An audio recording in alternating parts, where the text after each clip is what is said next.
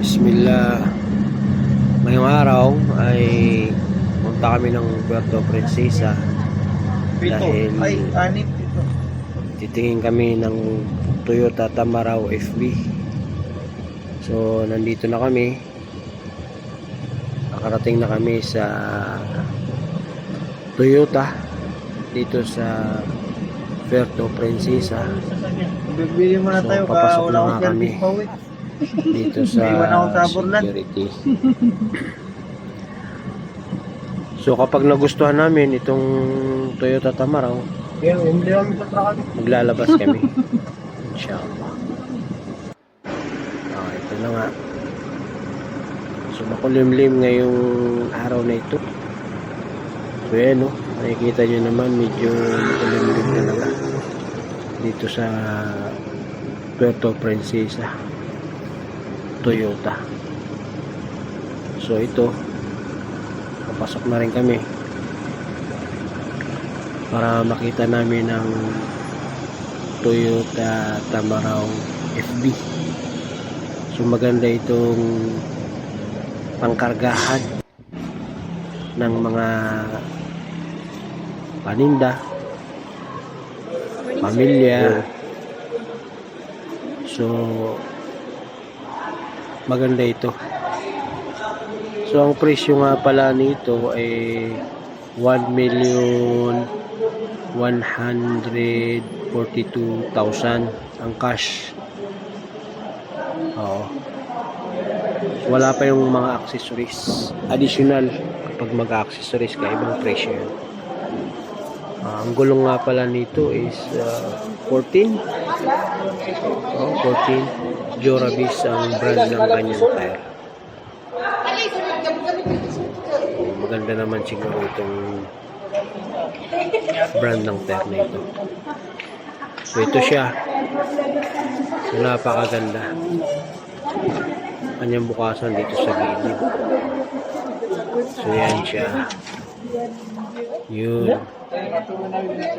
May aircon siya. So IB speed ito. Manual.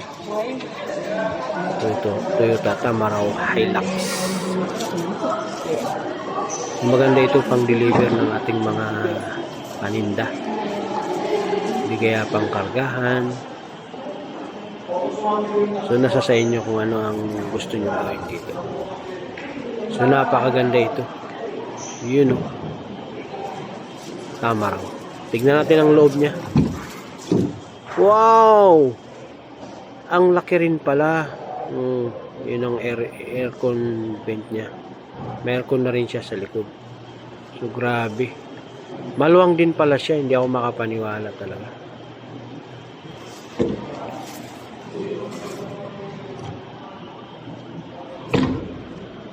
So yun. Hihintayin lang natin yung ating mga pipirmahan. Mukhang okay naman siya. Mukhang nagustuhan ng bilas ko. Gusto niya maglabas. Yung kulay gray. Sinamahan ko lang siya dyan. So ito naman ang Toyota Tamaraw draft side. Parang Hilux style. Maganda rin siya. Oh. Naka-mags na at naka-leather pa. Oh, grabe. Forma. So maganda ito. Pangkargahan talaga. Malaking bagay ito sa mga businessman. Punta dito. Ayun, oh. Naka-leather pa. Sana all. Napakaganda. Ako nyo na ikipapay. With black combination ng leather. So yan siya, malaki rin siya. Marami-rami rin may kakarga dito. Kahit pa paano.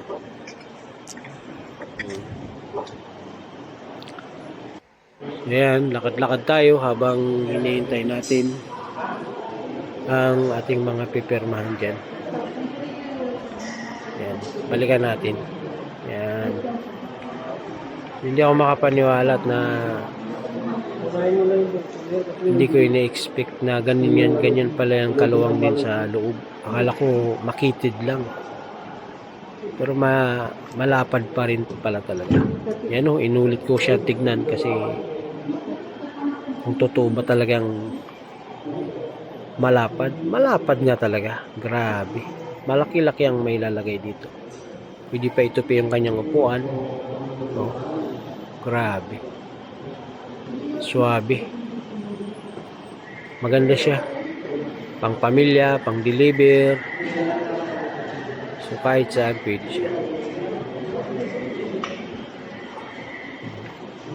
Yun, no? Marami rin makakaupo.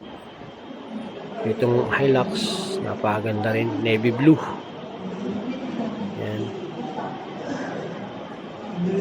Yun ang ating van. So yun na nga, tapos na tayo magperma rin dito. So dito na tayo nakaupo ngayon sa waiting area, releasing. Ayun ang malaking susi. Mahahawakan din natin yan mamaya. Konti. So huwag nyo kalimutan, like and share, subscribe sa ating maliit na channel. Maraming salamat sa inyong panonood. Ingat. More bliss. Thank you very much. Yun, ang ganda. Yan na yung ipin natin na ilalabas. Wow, grabe ka ganda. Yan na nga. Thank you sa inyo sa panonood nyo. Subscribe.